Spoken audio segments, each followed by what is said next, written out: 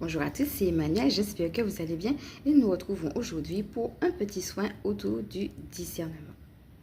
Alors je vais vous inviter pour cela à prendre un petit verre d'eau qui va nous accompagner pendant le soin, je vais vous expliquer comment et pourquoi. Et puis de quoi noter, on ne sait jamais puisque comme le thème c'est le discernement, je ne vous garantis pas que vous aurez forcément des images pendant le soin, mais ça peut arriver.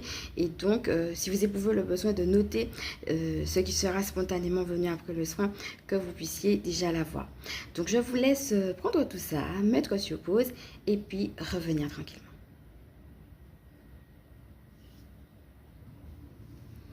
Alors, je vais pousser celles qui ne m'avaient pas suivi. C'est vrai que j'avais déjà eu l'occasion de parler de Bouddha, mais je vais quand même succinctement parler de lui. Donc, je vais vous laisser faire des recherches plus approfondies sur lui. Mais je voudrais quand même, avant de commencer, vous en parler un petit peu, tout simplement parce que nous allons faire ce soin avec lui. Alors, bien entendu, l'idée, ici, je vous donne, voilà, je vous propose, je fais des propositions. Et l'idée, c'est de pouvoir abonder en ce sens, mais en même temps, de pouvoir garder votre libre arbitre. Alors, il y a deux réalités en fait. La première réalité, comme j'ai déjà dit ici, c'est que quand on fait un soin, il peut y avoir d'autres êtres de lumière qui viennent nous accompagner. Donc, si vous sentez la présence de d'autres êtres de lumière, laissez-les tout simplement venir. Dès que ce sont des énergies d'amour et de lumière, c'est que vous en avez tout simplement besoin. Et la deuxième chose, c'est de faire aussi en fonction de vos propres... comment dire, vos propres connexions, oui c'est ça, vos propres connexions avec le divin.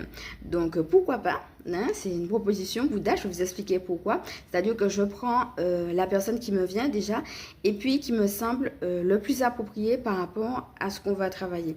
Après, c'est aussi à vous de voir si vous êtes en connexion ou pas et de vous sentir libre d'appeler dès que ce sont des êtres de lumière et d'amour, c'est celles qui vous viennent spontanément.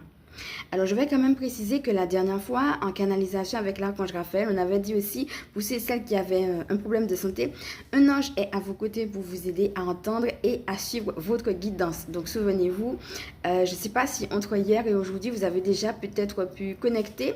C'était qui cet ange?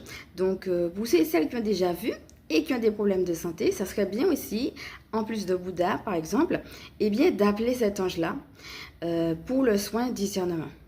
Alors, si jamais vous n'avez pas, c'est pas grave, hein, vous allez rester très général, puisque de toute façon, l'ange se connaît, donc il est possible qu'il se manifeste à vous aussi par la suite, d'accord? Donc, si jamais vous n'avez pas vu, c'est pas un souci. Voilà. Alors, Bouddha nous aide pour tout ce qui est méditation. Donc, nous avons déjà parlé beaucoup de cela hier. Pour celles qui me prennent en cours, je vous laisse vraiment regarder la vidéo d'hier parce que nous avons beaucoup parlé de la respiration.